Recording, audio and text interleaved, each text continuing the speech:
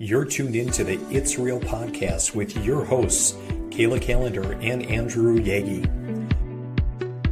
Each week, we'll talk about what happens behind the scenes working full-time in real estate and share with you real-life stories, our successes and failures as we work to help consumers and industry professionals reach their real estate and real-life goals. Here we go. We're at episode 112 of the It's Real podcast. I'm Kayla Calendar. I'm a mortgage lender.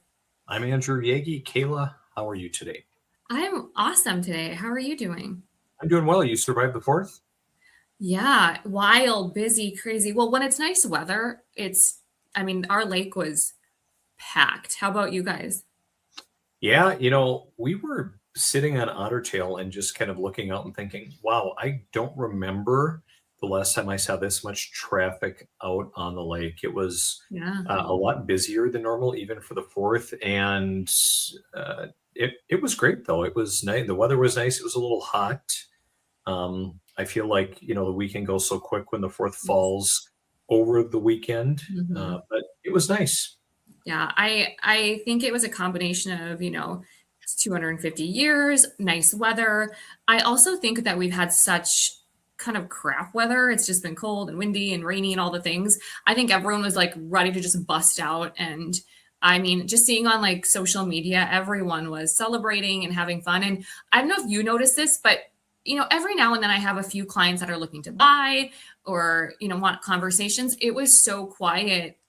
Like that Thursday, it started to get really quiet. So people were like celebrating even earlier, I feel like, which is good. So Yeah, I think the same. And of course, we talk about how we always see a slowdown around holiday times. The 4th of July is no exception.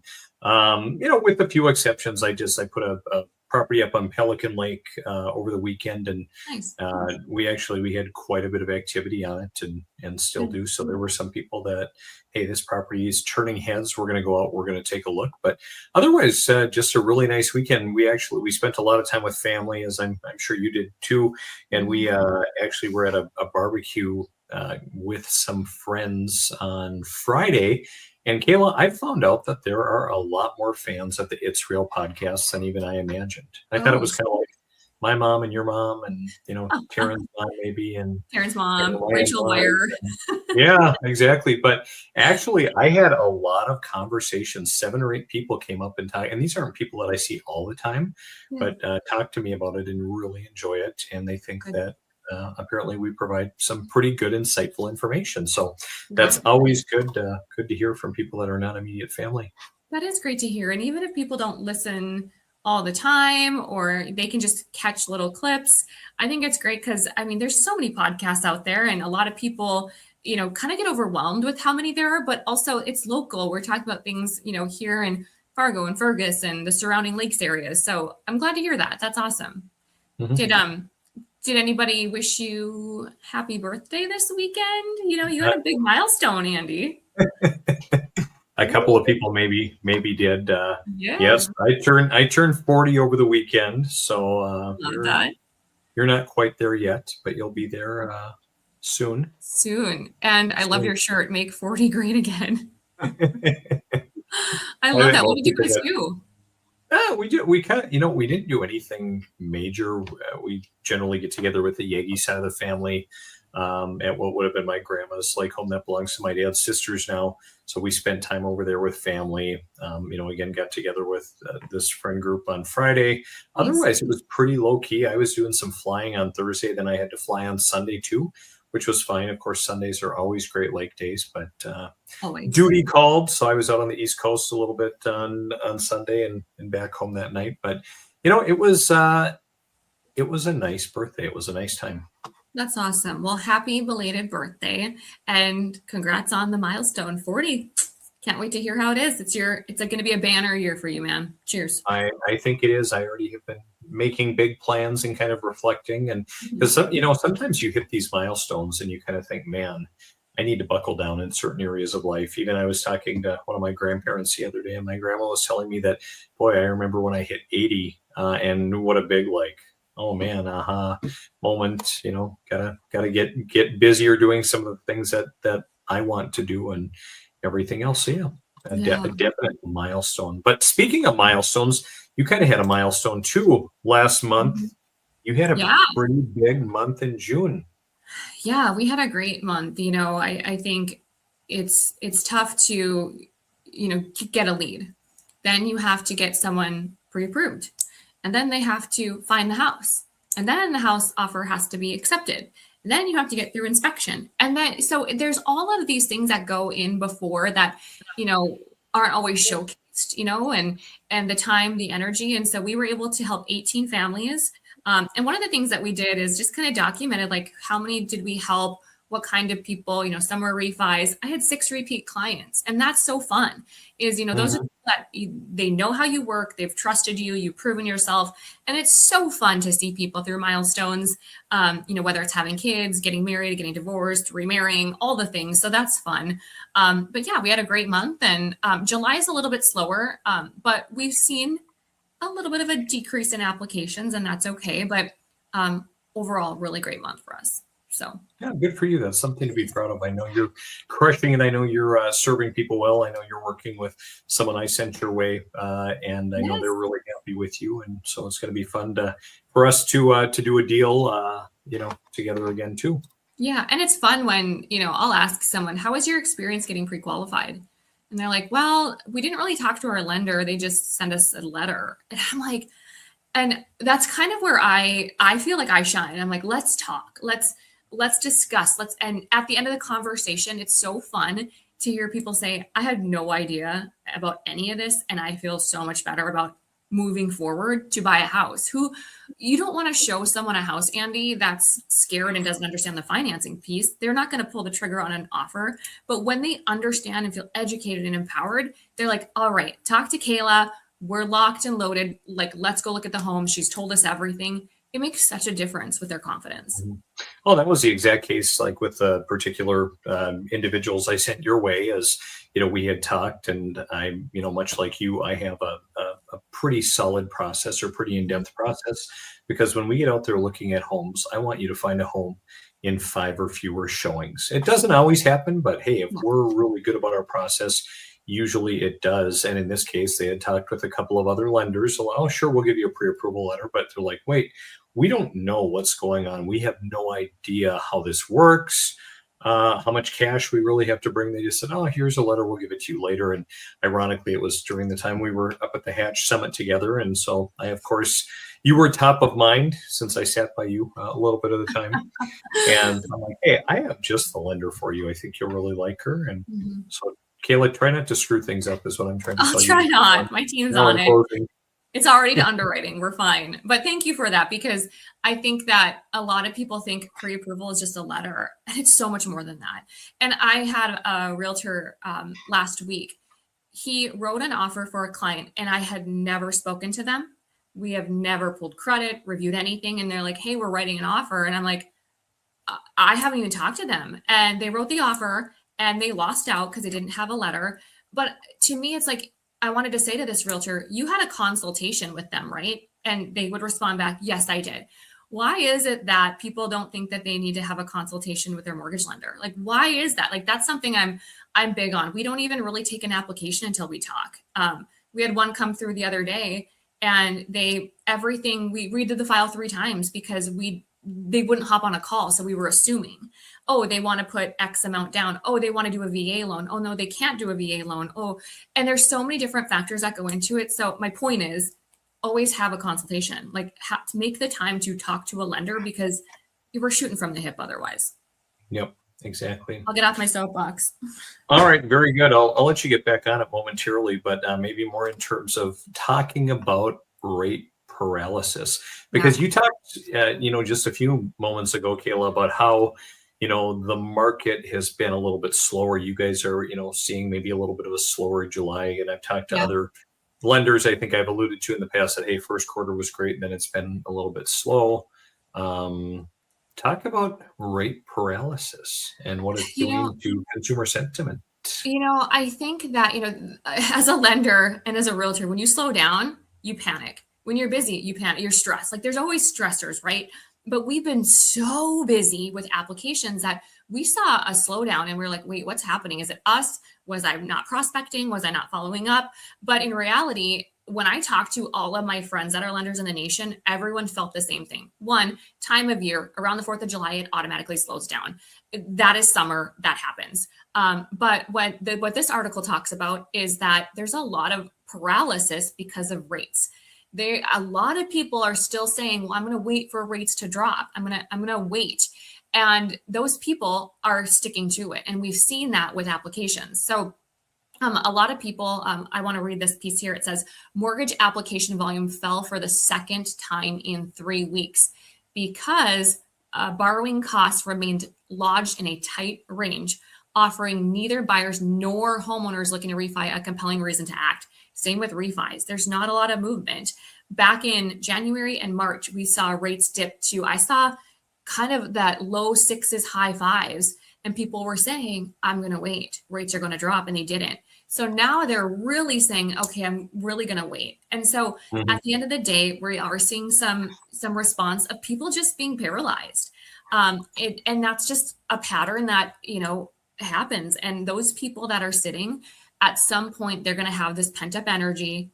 It's not just about the rate anymore. It's about the backyard for their dog and their kids. It's about neighborhood. It's about owning something. So right now, Andy, I think we're going to see this slowdown, and then that pent up energy is going to come out and people are going to be like, okay, I'm moving forward. So that's what I'm seeing. And that's what this article talks about as well. Yeah, I think that's accurate. One thing that I'm noticing a lot, well, a couple of things. I was talking to someone who I've known for quite a number of years who just got into mortgage within the last month. And it just talked about, wow, there's so much to learn. This is kind of crazy. Hey, the market seems to be a little bit slower. They are actually doing a lot with HELOCs, which I'm sure others are as well, letting people tap into their equity for improvements or even pursuing another property. So really interesting just to hear that as well. But the one thing that I am really seeing this year, Kayla, emotion, a lot of emotion. Probably more than I have, in recent history, just people that are frustrated with, hey, my home's not selling, people that are frustrated because, hey, we can't put this deal together, frustrated because, hey, the lender isn't telling us what we want to hear. I had a group that I was visiting with recently about a more unique property, and, we talked in depth about it. They have a vision for what this property should be worth, which its current use doesn't exactly equate to that. We talked about marketing, messaging, and how we can find that needle in a haystack buyer. But at the end of the day, I'm here to advocate for my clients and those that want to work for me, Kayla. But I'm not going to just side with them and tell them what they want to hear. I'm going to tell people the realities of the market. And unfortunately, there are a lot of people that don't want to hear that. And would rather tell you that, hey, you're being negative, you're not effective, you're not the right one for us. Which is fine, go find your people. But I'm still often struck, even though I've been around a while now, the emotion. Yeah, I see it too, Andy. I think there's I see that just this week, I had a couple people, I asked them, what are you thinking your budget would be for a monthly payment? I had one person say $1,000 and I had another person say $1,200. And right away, I nip that and I say, hey, just so you know, this is kind of the price you're looking in. And they're like, what? Are you kidding me? And so I think that there's more of an expectation of I need to be able to afford more. Just because I can afford a $2,000 rent payment, it doesn't mean that you're going to get qualified for that either. But I'm seeing it a lot too, Andy, is why am I not approved for more? A lot of people have lower credit scores. We just had a client that she had to put 10% down. Her score was so low, combined with her lack of assets, combined with her job changes. She had multiple job changes. At the end of the day, we're like, you have to put 10% down with this combination of score and assets. She was upset. She's like, I know I'm a first-time buyer. I know that I can get a better deal. And we said, we encourage you then to talk to someone else, but this is what we can do. And we follow Fannie, Freddie, North Dakota housing rules. Sure. But that's something we see too is, it's a combination of what the client, their whole entire collateral capacity credit. If it doesn't look good on paper, you're going to have to sacrifice, and people don't like that. And so they decide to continue to rent. People want to hear what they want to hear. And it's interesting and very challenging. One interesting thing that I'm seeing in the market right now, Kayla, is, historically we've looked at, for those that have a home, you get a tax statement in the mail and it shows what your tax assessed value is on your Yep. property. And so I would say generally prior to COVID, on average, the values were much less than what the market value was. Would you agree with that Yeah. as a whole?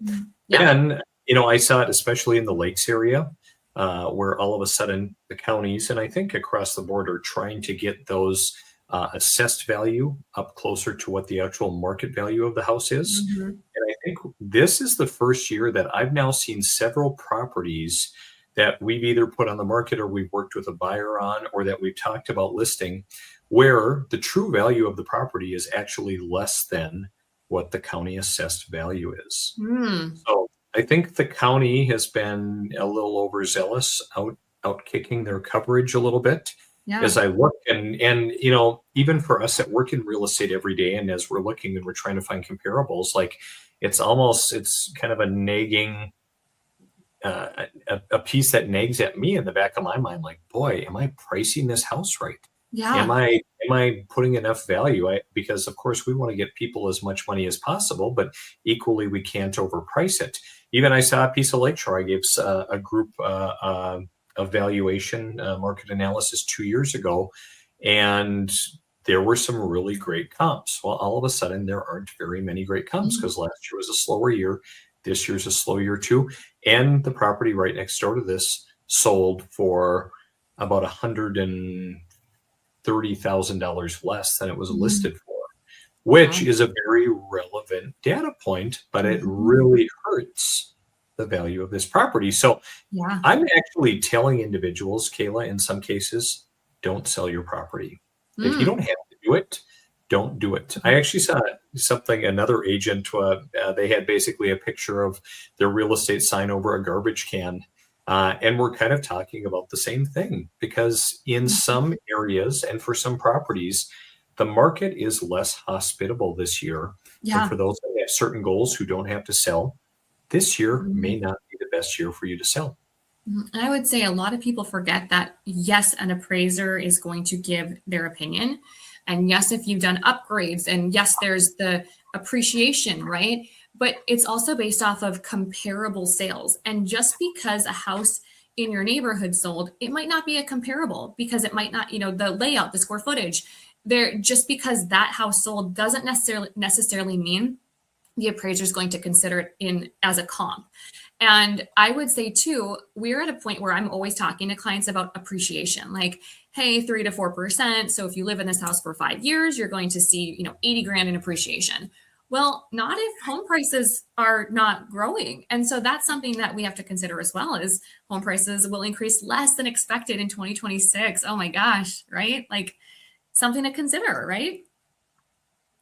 It definitely is something to consider, although, like we've talked in the past, I mean, this is a very, relevant talking Mhm. point and kind of ties in with everything that we've just discussed.